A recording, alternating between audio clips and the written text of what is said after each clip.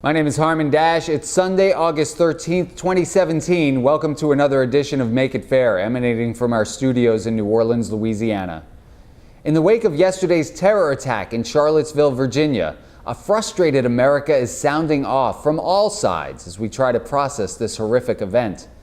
The weekend's activities, titled by its participants as Unite the Right, respond by the removal of a Robert E. Lee statue, many gathering in protest of the monument's removal. The festivities began Friday night with a march in which the protesters were allowed to carry lit torches through the University of Virginia campus.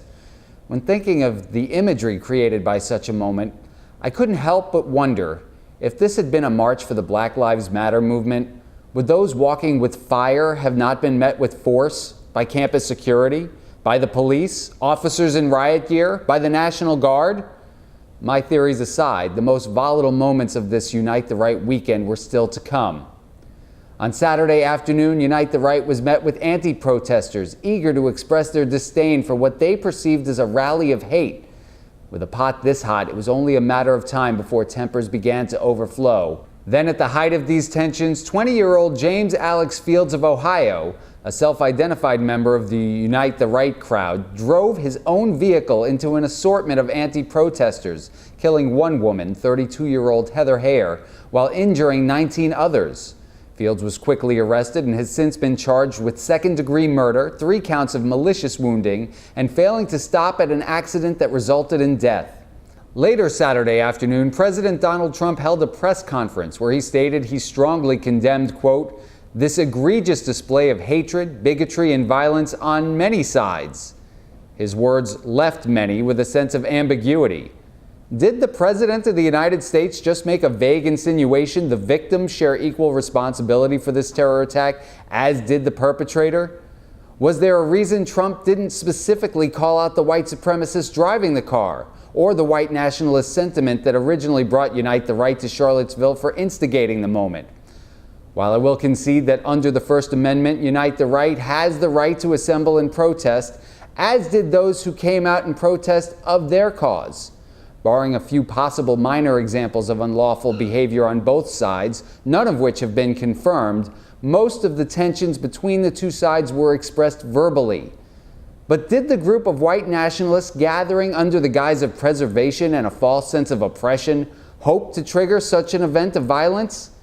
And is the president's unwillingness to specifically identify white supremacy as the origin of the hate linked to the fact that they are the bloc of voters who can most claim responsibility for their part in a man elected president by a minority of Americans? For more, I'm joined by Make It Fair's Dr. Stuart Phillips. It's Harmon Dash here with Dr. Stuart Phillips. So this morning, the White House communications team did release a press statement clarifying the president's remark yesterday, saying specifically they noted a condemnation of all hate, including white supremacy. But is that enough, or do we need Donald Trump to say these words himself? Well, that's what the White House wants to know. Remember what we discussed the last time. We're talking about Mr. Trump's incredible shrinking base. Anytime a politician takes a position, he's going to get somebody pissed off. The fewer positions you can take, the fewer people you'll get upset. So that's why politicians are maddeningly vague. Mm-hmm. They have to be. Now, those folks are sitting there, and they are saying, we don't want to get the fascists upset at us and make them think that we don't hate the Jews and hate the black people. But on the other hand, the Jews and the black people will vote, and there's a certain number of those fascists who have Jewish and black people friends, so that when they see the torchlight moving down the parade, and that was a terrible thing to see, there's going to be a certain number of those people that get upset. Now, we'd love to know what the percent is, but remember, I'm a realist and a mathematician And although we all have great emotions, we have to look at the figures. Trump started at 42-44% approval. Yeah, he's down to 32 to 36%. Okay, probably his base Nazi group, those people with the swastikas and the signs, what is that? 10 to 20%. David Duke got 6% of the vote in Louisiana. So we know it's 6 to 10%. It seems as though David Duke's a little bit more active in the Carolinas than it is in Louisiana, which is what you would expect. Louisiana's never been the worst thing for racism. Well, I do want to illustrate that some people would say, why does Donald Trump have to say white supremacy when Barack Obama refused to say radical Islamic terrorism?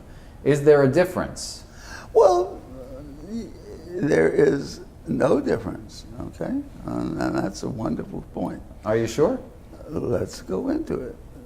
What Barack Obama didn't want to do is get the non-radical Islamists mad at him. Exactly the same thing. Okay. What Donald Trump wants to do is not get the fascists mad at him. You know, the racist fascists mad at him. Well, so the difference is that's what's the same about it. The but difference is it fair to say that the difference is that Barack Obama was attempting not to indulge in a racist sentiment while Donald Trump is? Sure. Donald Trump is a racist. That's how he got here. Make America great. Beat him up.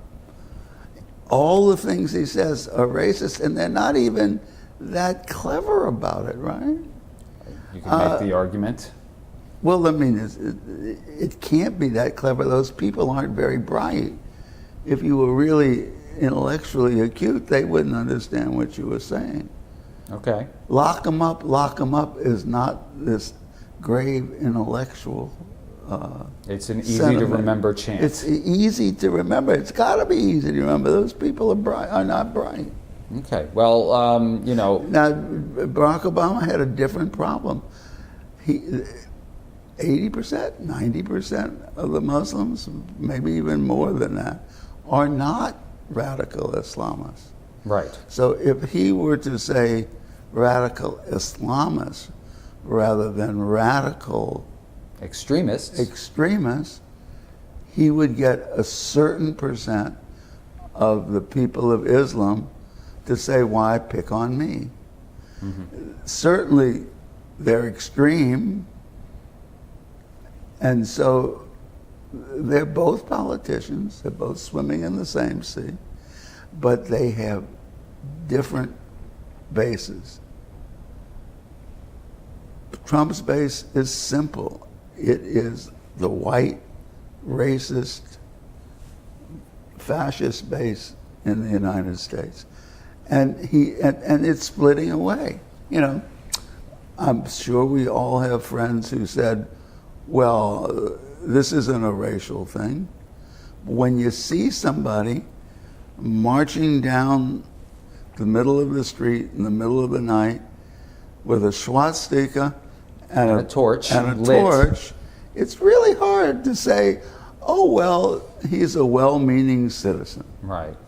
Well, so what sparked this event? They removed a monument to Robert E. Lee, and of course here in New Orleans, we're no stranger to this discussion. We just saw 4 monuments after a year long of tension and debate before we were finally watching them get taken down.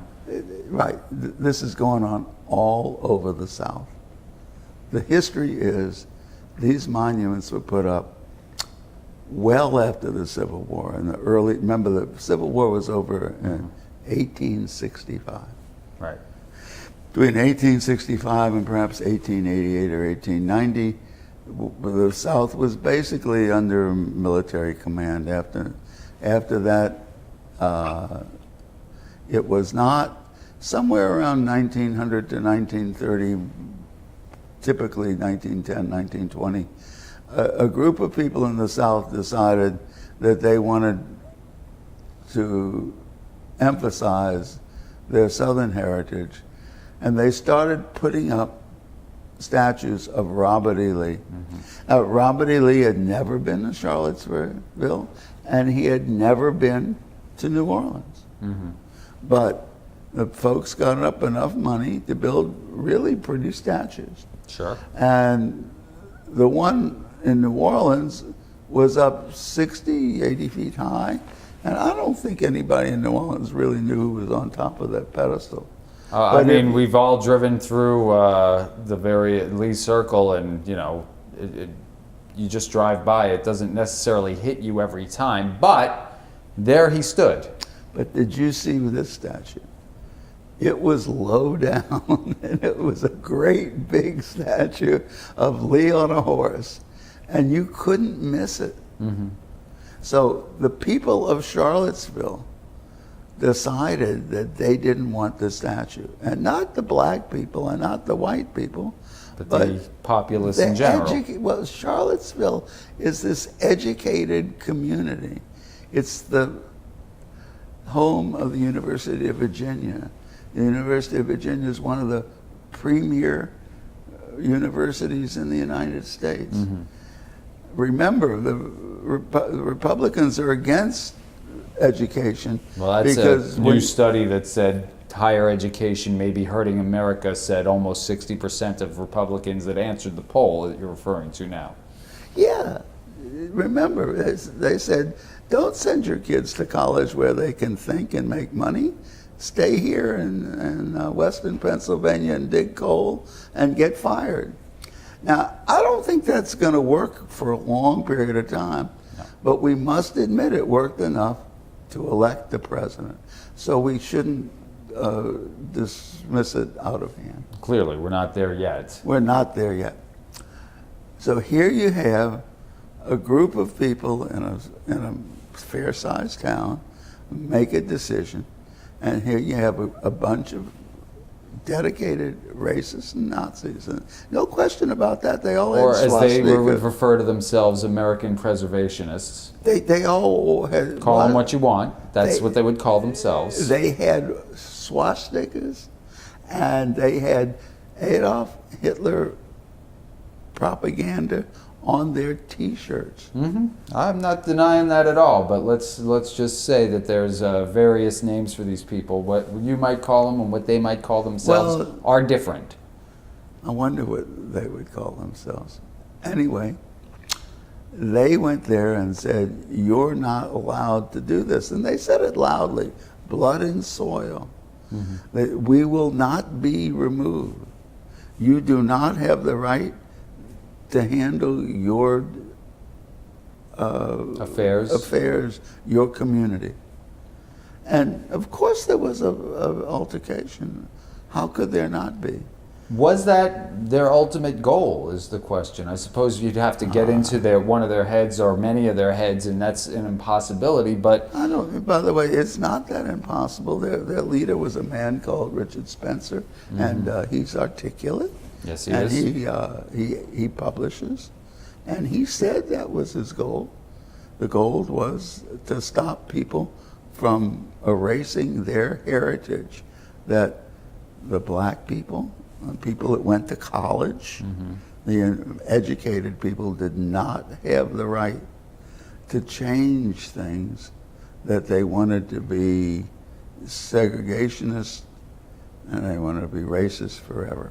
Well, and as a de facto leader of a white nationalist movement, then Spencer, his words could lead you to think that they wanted some sort of a violent outbreak to occur this weekend.